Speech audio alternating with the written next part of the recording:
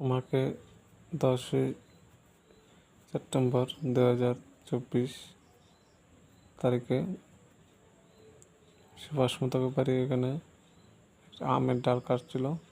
তো এরা দেখছে আমি আসছি, আমের ডালটা আমার উপরে অল্প লাগে পড়েনি আমার উপর। সুভাষ মতক ইচ্ছাকৃতভাবে লোক লাগিয়ে করেছে। তার জন্য প্রশাসনের কাছে আবেদন করছি, প্রশাসন সুভাষ মতকের বিরুদ্ধে, তার পরিবারের বিরুদ্ধে আইনত ব্যবস্থা নেই। একটা বিষয় আছে, রীতা দাস বলছিল যে আমাকে খাবার না দেওয়ার জন্য বলেছে রীতা দাস পারিক ভাই। আরেকটা বিষয় হচ্ছে কাশ্যপ সে কথা বলেছে যে খাওয়া না দেওয়ার জন্য, আমাকে ভাত খাওয়া না দেওয়ার জন্য বলেছে